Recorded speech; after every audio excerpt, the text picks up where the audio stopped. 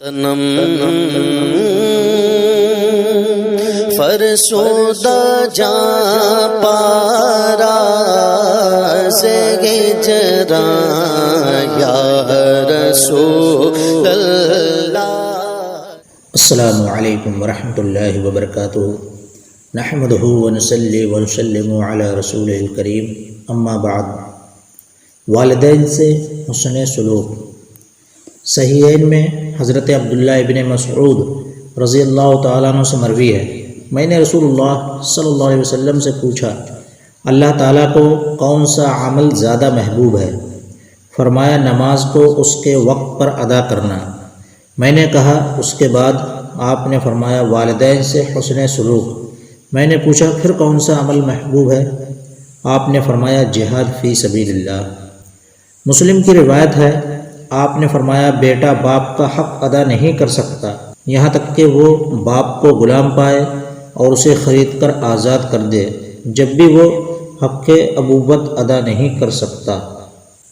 مسلم کی روایت ہے، ایک شخص نے آپ کی خدمت میں حاضر ہو کر عرض کیا، میں آپ کے ہاتھ پر اللہ کی رضا جوئی میں ہجرت اور جہاد کی بیعت کرتا ہوں۔ آپ نے پوچھا، تیرے والدین میں سے کوئی زندہ ہے؟ عرض کی، دونوں زندہ ہیں۔ آپ نے فرمایا، جا اور والدین کی خدمت کر۔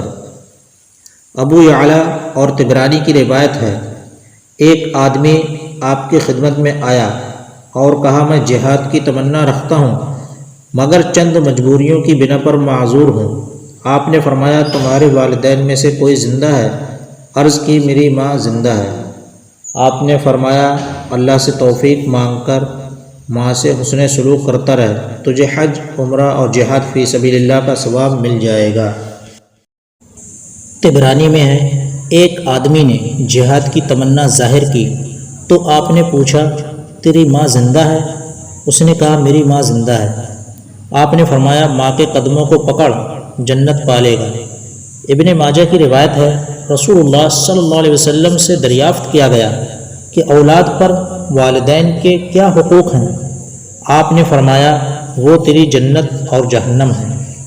ابن ماجہ، نسائی اور حاکم کی روایت ہے، ایک آدمی نے آپ کی خدمت میں حاضر ہو کر کہا، میرا جہاد کرنے کا ارادہ ہے، آپ سے مشورہ لینے آیا ہوں۔ آپ نے فرمایا، تیری ماں زندہ ہے؟ عرض کی، ہاں یا رسول اللہ صلی اللہ علیہ وسلم۔ آپ نے فرمایا، ماں سے حسن سلوک کر، جنت ماں کے قدموں کے پاس ہے۔ ایک روایت میں ہے، آپ نے پوچھا، تیرے والدین ہیں؟ اس نے کہا، ہاں۔ آپ نے فرمایا، ان کی خدمت کر، جنت ان کے قدموں میں ہے۔ ترمذی میں ہے، حضرت ابو الدرداء رضی اللہ تعالیٰ عنہ سے ایک شخص نے آ کر کہا، میری ماں مجھے بیوی کو طلاق دینے کا کہتی ہے۔ آپ نے فرمایا، میں نے رسول اللہ صلی اللہ علیہ وسلم سے سنا ہے۔ آپ نے فرمایا، والدین جنت کا درمیانی دروازہ ہے، چاہے تو اسے ضائع کر دے اور چاہے تو اس کی حفاظت کر۔ ابن حبان کی روایت ہے، ایک آدمی نے حضرت ابو الدرداء رضی اللہ تعالیٰ عنہ سے شکایت کی کہ میرا باپ پہلے مجھے شادی کرنے کو کہتا رہا اور اب کہتا ہے کہ اپنی بیوی کو طلاق دو۔ آپ نے فرمایا، نہ میں تجھے والدین کی نافرمانی کے لیے کہتا ہوں اور نہ ہی بیوی کو طلاق دینے کے لیے کہتا ہوں، میں تمہیں حضور صلی اللہ علیہ وسلم کی سنی ہوئی حدیث سناتا ہوں۔ حضور صلی اللہ علیہ وسلم نے فرمایا، باپ جنت کا درمیانی دروازہ ہے، تیری مرضی ہے اس کی حفاظت کر یا اسے چھوڑ دے۔ سنن اربع، ابن حبان اور ترمذی کی روایت ہے، حضرت عبداللہ ابن عمر رضی اللہ عنہما کہتے ہیں، میرے نکاح میں ایک عورت تھی جسے میں بہت پسند کرتا تھا مگر میرا باپ اسے اچھا نہیں سمجھتا تھا۔ میرے باپ نے کہا، اسے طلاق دے دو، تو میں نے انکار کر دیا۔ میرے باپ نے حضور صلی اللہ علیہ وسلم کی خدمت میں جا کر واقعہ سنایا تو حضور صلی اللہ علیہ وسلم نے مجھ سے فرمایا کہ بیوی کو طلاق دے دو۔ مسند احمد میں روایت ہے کہ جو درازی عمر اور فراخی رزق کی تمنا رکھتا ہو وہ والدین کے ساتھ حسن سلوک کرے اور صلہ رحمی کرے۔ ابو یعلا اور حاکم کی روایت ہے، آپ نے فرمایا، جس نے والدین سے حسن سلوک کیا اسے مبارک ہو کہ اللہ تعالیٰ نے اس کی عمر بڑھا دی۔ ابن ماجہ، ابن حبان اور حاکم کی روایت ہے، آپ نے فرمایا آدمی گناہوں کے سبب رزق سے محروم ہو جاتا ہے، دعا تقدیر کو لوٹا دیتی ہے اور حسن خلق عمر کو درازی عطا کرتا ہے۔ ترمذی کی ایک روایت ہے، دعا قضا کو لوٹا دیتی ہے اور حسن سلوک عمر کو دراز کر دیتا ہے۔ حاکم کی روایت ہے، دوسرے لوگوں کی عورتوں سے درگزر کرو، تمہاری عورتوں سے درگزر کیا جائے گا۔ اپنے والدین سے حسن سلوک کرو، تمہاری اولاد تم سے حسن سلوک کرے گی۔ طبرانی کی روایت ہے، اپنے والدین سے حسن سلوک کرو، تمہاری اولاد تم سے حسن سلوک کرے گی، اور تم درگزر کرو، تمہاری عورتیں بھی درگزر کریں گی۔ مسلم شریف کی روایت ہے، حضور صلی اللہ علیہ وسلم نے فرمایا، اس کی ناک غبار آلود ہو، اس کی ناک غبار آلود ہو، اس کی ناک غبار آلود ہو۔ عرض کیا گیا، کس کی یا رسول اللہ صلی اللہ علیہ وسلم؟ آپ نے فرمایا، جس نے والدین کو یا کسی ایک کو بڑھاپے میں پایا اور جنت میں نہ گیا، یا انہوں نے اسے جنت میں داخل نہ کیا، والدین کو حسن سلوک سے راضی نہ کیا۔ طبرانی کی حدیث ہے، حضور صلی اللہ علیہ وسلم ایک مرتبہ ممبر پر تشریف فرما ہوئے اور فرمایا، آمین آمین آمین۔ پھر فرمایا، جبریل آئے اور انہوں نے عرض کی، یا رسول اللہ صلی اللہ علیہ وسلم، جس نے اپنے والدین میں سے کسی ایک کو پایا اور اس سے حسن سلوک نہ کیا اور مر گیا تو وہ جہنم میں گیا، اللہ اسے دور کرے۔ آپ آمین کہیں تو میں نے آمین کہی۔ پھر جبریل نے عرض کی، یا رسول اللہ، جس نے ماہ رمضان کو پایا اور گناہ بخشوائے بغیر مر گیا تو وہ جہنم میں گیا، اللہ نے اسے دور کر دیا، آپ آمین کہیں تو میں نے آمین کہی۔ پھر جبریل نے عرض کی، یا رسول اللہ، جس شخص کے سامنے آپ کا ذکر ہوا اور اس نے آپ پر درود نہ بھیجا اور مر گیا تو وہ جہنم میں گیا، اللہ نے اسے اپنی رحمت سے دور کر دیا، کہیے آمین تو میں نے آمین کہی۔ ابن حبان کی روایت کے الفاظ یہ ہیں، جس نے اپنے ماں باپ یا ان میں سے کسی ایک کو پایا اور ان سے حسن سلوک نہ کیا اور وہ مر گیا تو جہنم میں گیا، اللہ اسے اپنی رحمت سے دور کرے، میں نے آمین کہی۔ حاکم وغیرہ کی روایت کے آخر میں ہے، وہ رحمت سے دور ہو گیا جس نے اپنے والدین یا ان میں سے کسی ایک کو بڑھاپے کی حالت میں پایا اور انہوں نے اسے جنت میں نہیں پہنچایا، میں نے آمین کہی۔ طبرانی کی ایک روایت ہے کہ جس نے اپنے والدین یا ان میں سے کسی ایک کو پایا اور ان سے حسن سلوک نہ کیا اور وہ اللہ کی رحمت سے دور ہوا اور غضب خدا کا مستحق بنا، میں نے آمین کہی۔ احمد کی روایت ہے، جس نے کسی غلام مسلمان کو آزاد کیا وہ جہنم سے آزاد ہو گیا، اور جس نے اپنے والدین میں سے کسی ایک کو پایا پھر بھی اس کی بخشش نہ ہوئی، اللہ اسے رحمت سے دور کر دے۔ صحیحین کی روایت ہے، حضور صلی اللہ علیہ وسلم سے دریافت کیا گیا، یا رسول اللہ صلی اللہ علیہ وسلم، لوگوں میں کون محبت کرنے کے زیادہ لائق ہے؟ آپ نے فرمایا ماں۔ پوچھا گیا پھر کون؟ فرمایا ماں۔ پوچھا گیا پھر کون؟ فرمایا ماں۔ جب چوتھی بار پوچھا گیا تو آپ نے فرمایا باپ۔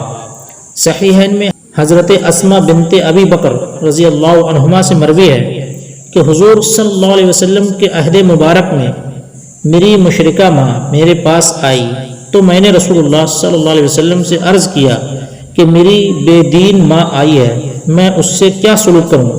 آپ نے فرمایا حسن سلوک کرو۔ ابن حبان اور حاکم کی روایت ہے، آپ نے فرمایا اللہ کی رضا والد کی رضا میں ہے یا والدین کی رضا میں ہے، اور اللہ کی ناراضگی والد یا والدین کی ناراضگی میں ہے۔ طبرانی کی ایک روایت ہے، والد یا والدین کی اطاعت میں اللہ کی اطاعت ہے، اور والد یا والدین کی نافرمانی میں اللہ کی نافرمانی ہے۔ بزار کی ایک روایت ہے، آپ نے فرمایا والدین کی رضا میں رب کی رضا ہے اور والدین کی ناراضگی میں اللہ کی ناراضگی ہے۔ ترمذی، ابن حبان اور حاکم سے مروی ہے کہ ایک شخص نے حضور صلی اللہ علیہ وسلم سے عرض کی کہ میں نے بہت بڑا گناہ کیا ہے، میرے لیے توبہ ہے؟ آپ نے فرمایا تیری ماں ہے؟ عرض کی نہیں۔ پھر آپ نے فرمایا تیری خالہ ہے؟ عرض کی ہاں۔ فرمایا جاؤ اور خالہ سے حسن سلوک کرو۔ ابو داؤد اور ابن ماجہ میں مروی ہے کہ ایک شخص نے پوچھا یا رسول اللہ، والدین کی موت کے بعد ان سے نیکی کرنے کی کوئی صورت ہے؟ آپ نے فرمایا ان کے لیے دعائے مغفرت کرو، ان کے وعدوں کو پورا کرو، ان کے رشتہ داروں سے تعلق رکھو اور ان کے دوستوں کی عزت کرو۔ ابن حبان کی روایت میں اتنا اضافہ ہے، اس جوان نے کہا یہ کتنی عمدہ اور جامع بات ہے۔ آپ نے فرمایا جاؤ اور اس پر عمل کرو۔ امام مسلم سے روایت ہے کہ حضرت عبداللہ ابن عمر رضی اللہ عنہما مکہ کی طرف جا رہے تھے، راستے میں اسے بدوی ملا، آپ نے اسے اپنے گدھے پر سوار کیا اور اپنی پگڑی اتار کر اسے دے دی۔ ابن دینار نے کہا اللہ تعالیٰ آپ پر رحم کرے، یہ بدوی لوگ معمولی سی عطا سے خوش ہو جاتے ہیں۔ آپ نے فرمایا اس کا باپ میرے باپ کا دوست تھا، اور میں نے رسول اللہ صلی اللہ علیہ وسلم سے سنا ہے کہ آپ نے فرمایا بہترین نیکی بیٹے کا اپنے باپ کے دوستوں کو عزیز رکھنا ہے۔